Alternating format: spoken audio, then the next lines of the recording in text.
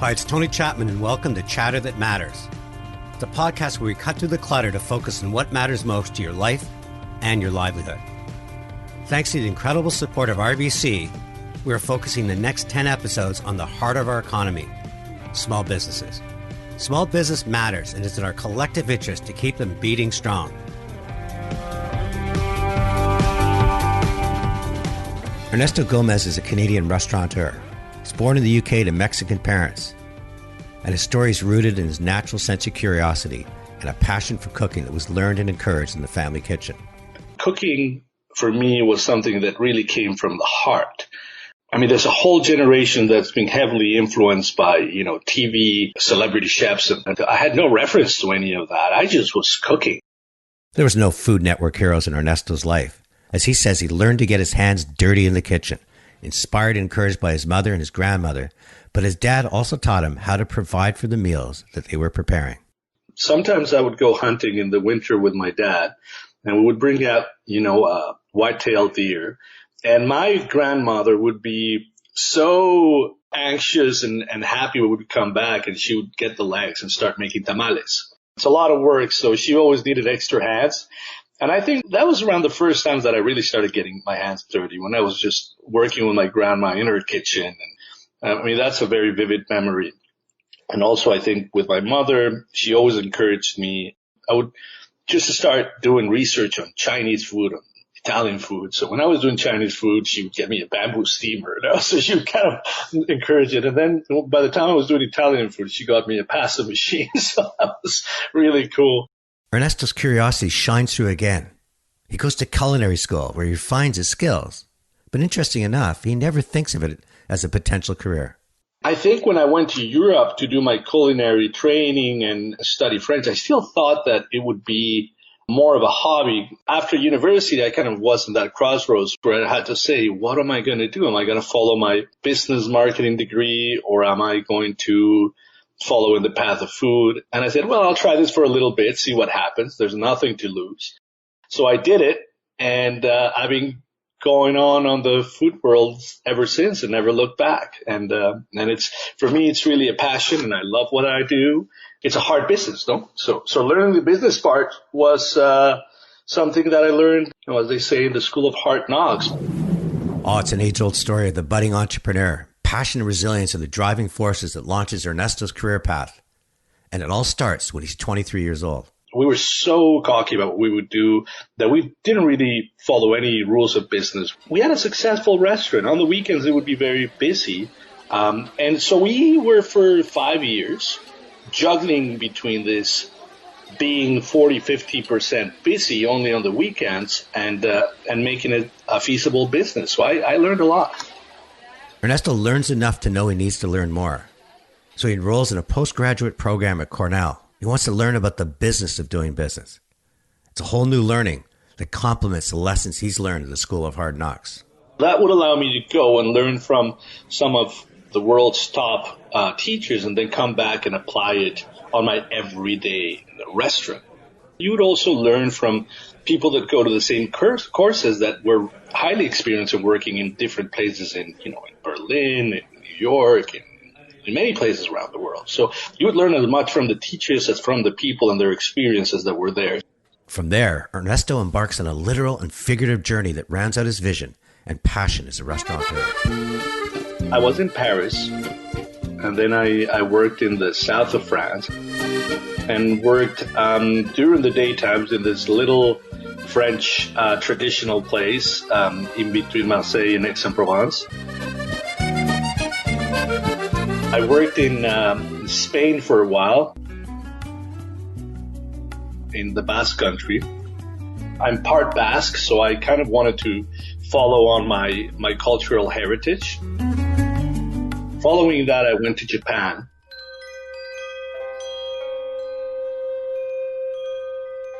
Because I was fascinated with Japanese food and its whole philosophy and aesthetics and minimalism. In northern Mexico, there's a huge Lebanese community. So I kind of also explored Lebanese food. And over the years, I did many trips to the Middle East and to Israel and I've just been following different style of foods. International exploration instills a whole new sense of wonder and adventure in Ernesto. He returns to Mexico.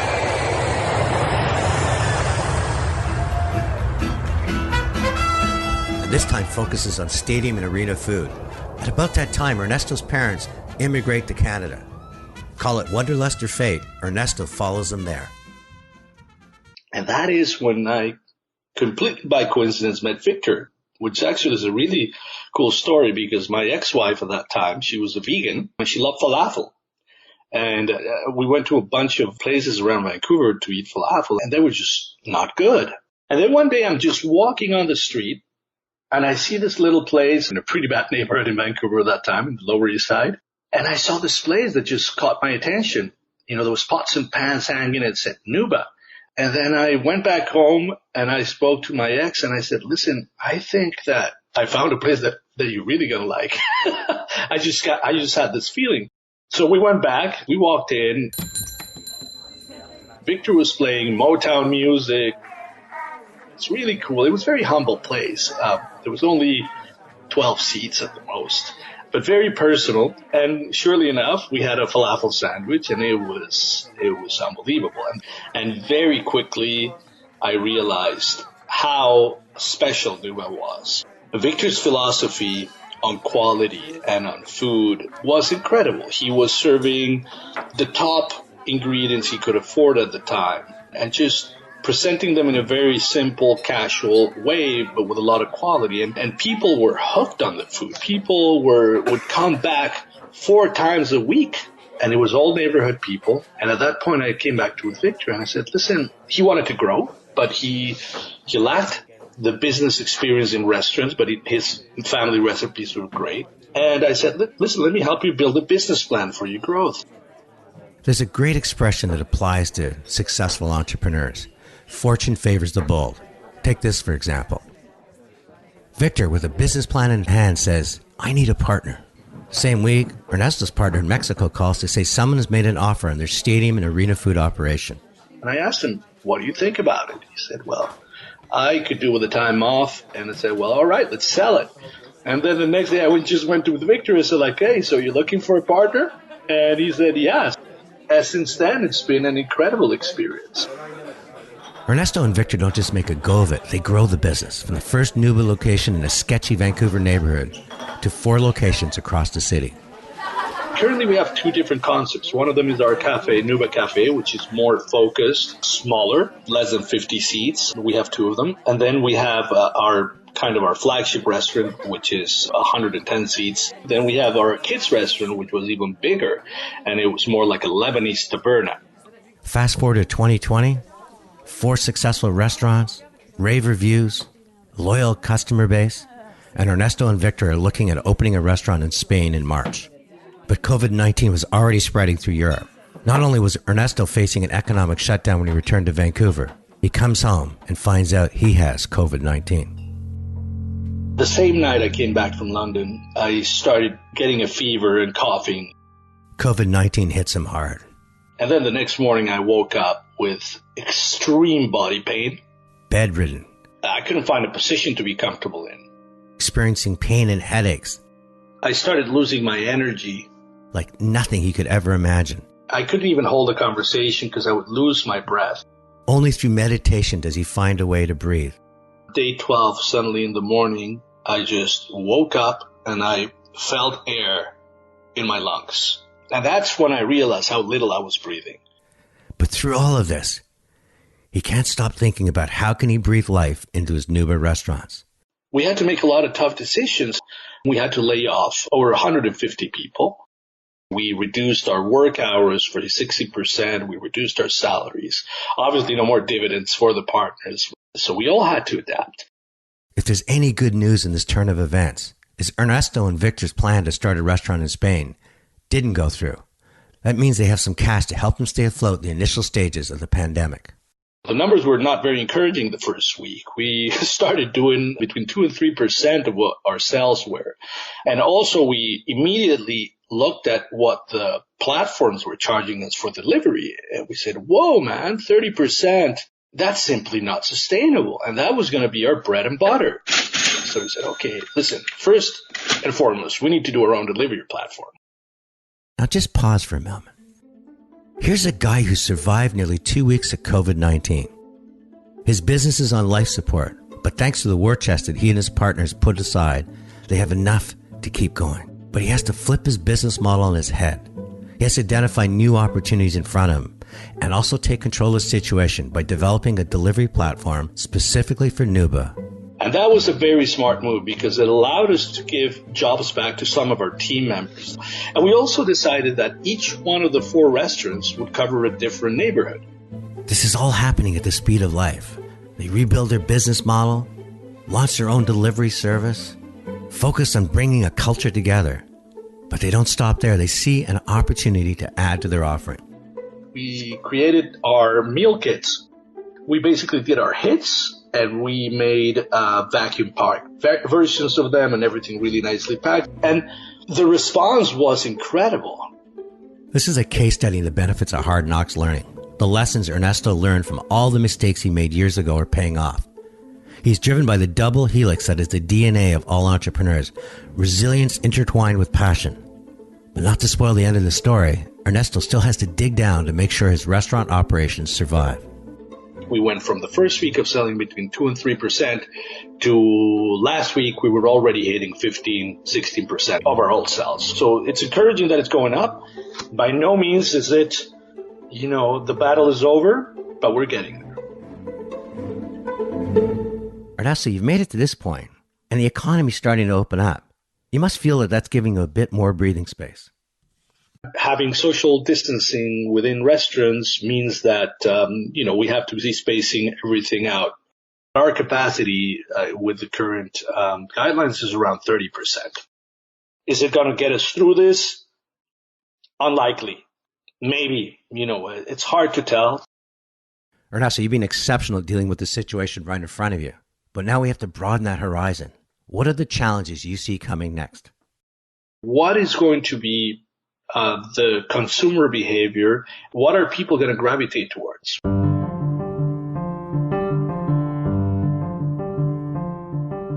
Ernesto, I'll be back after this break, and I'm going to bring you 3 thought leaders who not only are subject matter experts in how to build business, they all have restaurant experience. I must give a huge shout out to RBC for sponsoring the Small Business Matters series on Chatter That Matters, and for running excerpts on 67 radio stations across Canada.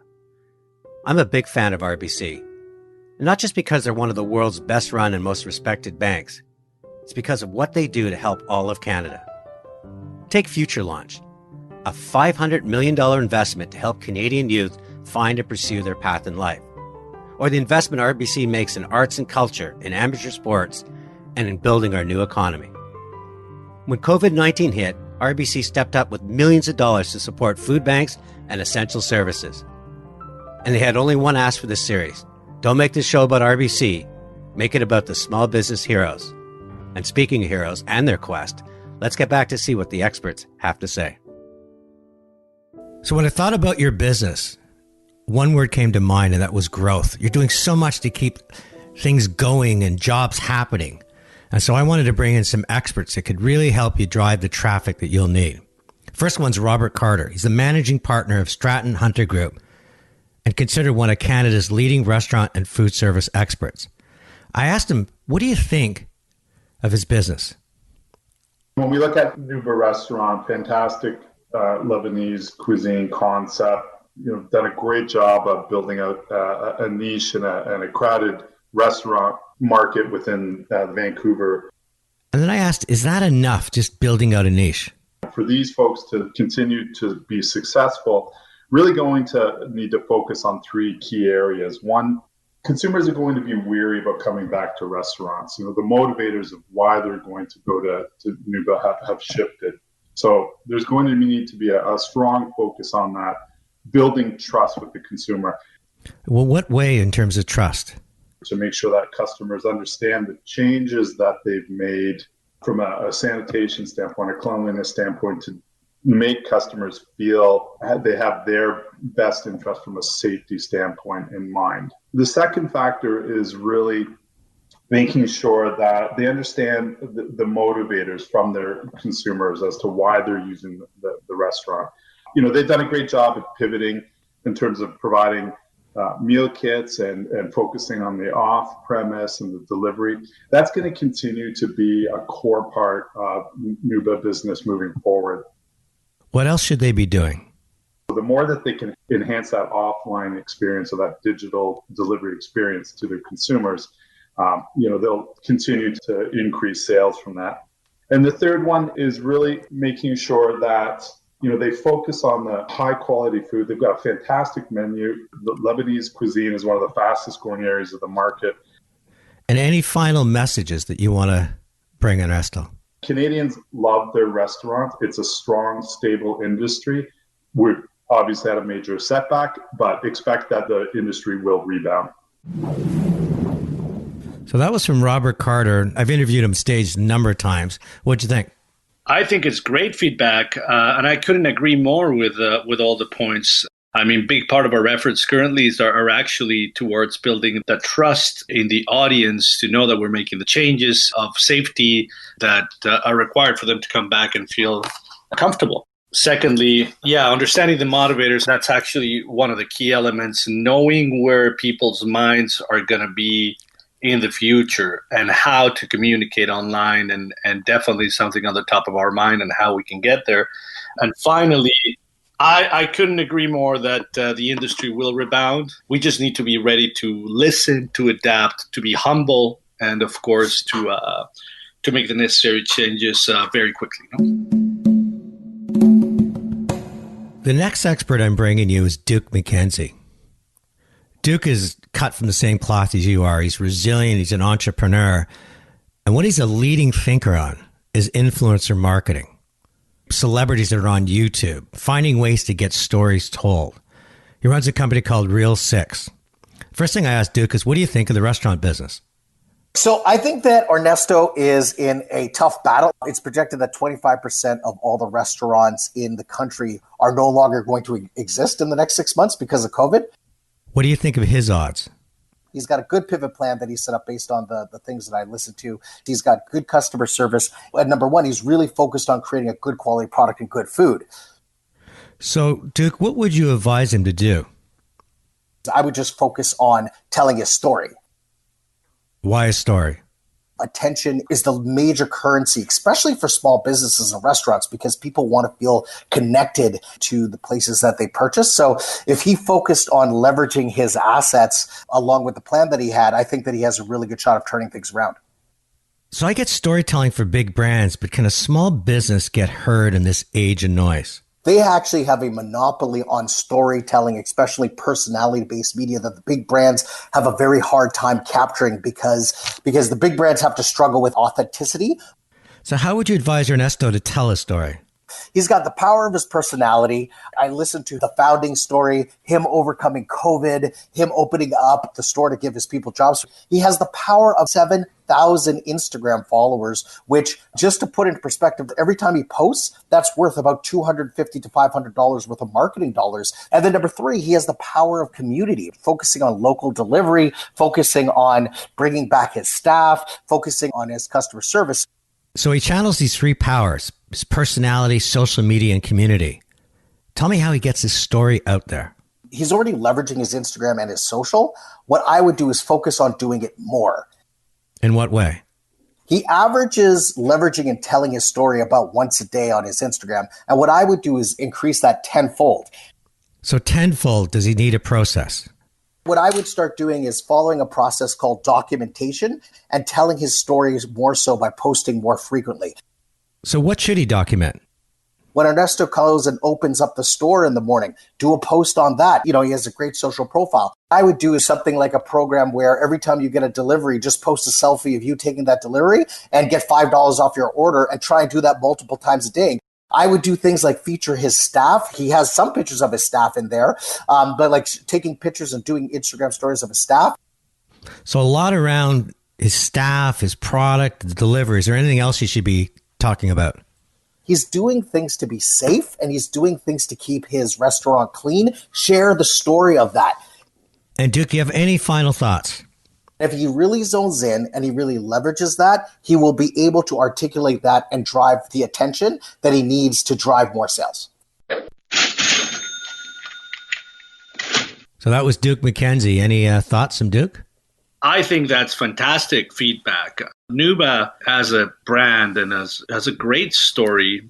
We have a great narrative. We've struggled to communicate it. So definitely a great advice in things that we should be doing. We are doing it to some extent, but we need to push it further. The final expert I wanted to bring to you, someone that not only understands digital and how to grow your business, but really understands the restaurant business. And I found Chris Barrett, who's the CEO of Operatics. Chris, what do you do? I was a small business owner and I got tired, quite frankly, of trying to figure out how to invest to grow. And I figured there had to be a better way to do it. So we built an agency that was focused on understanding consumer behavior, built a mission to take the guesswork out of growth for others who wanted to know how to prioritize their investments for ROI. So Chris, you used to work in restaurants. I actually owned a number of restaurants. Chris, let's turn your big brain and restaurant knowledge into helping Ernesto and Nuba restaurants. What role can digital play? If you understand digital well, you understand that it's not just another channel. It's a window into your customers' needs, their wants, their expectations, and their behavior. How do we look into that window? The average Canadian connects online over 150 times a day. That's why you don't hear things like surfing the internet anymore. People are doing what we call content snacking. They connect for, a minute or two across different platforms. That sounds a little nomadic and fleeting. We can learn from each one of those touch points to inform all of our technology, creative, and marketing efforts. Put a roadmap out for Ernesto. Immediacy has become most often more important than loyalty. What do you mean by immediacy? If you're not there online in the moment that they connect a discovery search, for instance, something like restaurant delivery near me, if you don't show up, you have no chance of winning the battle for preference. If you want to win preference, you need to understand that intent has become more important than just identity. What do you mean by customer intent? It needs to be about understanding what they need, want, and expect during each moment in their journey, and then delivering that experience. Okay, Chris, let's put this into action. What are the steps? Our first step is always knowing your audience. For instance, in delivery, Ernesto is right to be chasing delivery as an option. On average, we can see that there was almost 9,000 monthly searches conducted for food delivery options within his area of Vancouver. And we don't see anything changing anytime soon. So we want to make sure that we understand, is the opportunity there for him to go and take advantage of it? Okay, what's next?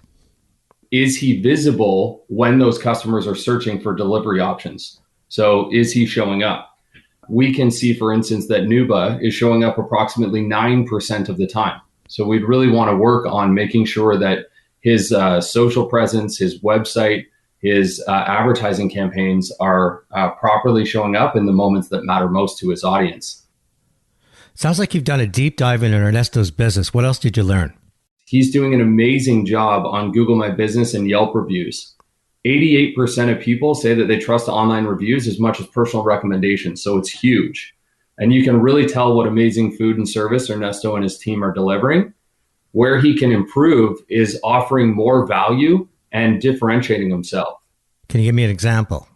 He mentioned that one location, straight to your door service, which is how they're doing delivery, right from Nuba to their customer, is a lot safer than hitting 7 restaurants along the way, like they would do with Skip or Uber Eats, for instance. That story really needs to be told.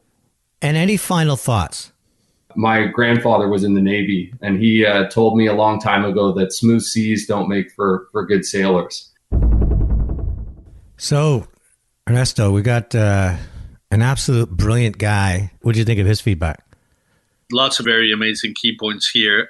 We need to be more visible, and we need to tell the stories. And because people only have a minute or two, we need to tell them very efficiently as well. So this is a whole new area that we have to be experts in, that we're realizing that this is our future. So it's great advice, and I'm really looking forward to calling my team as we finish and getting this rolling.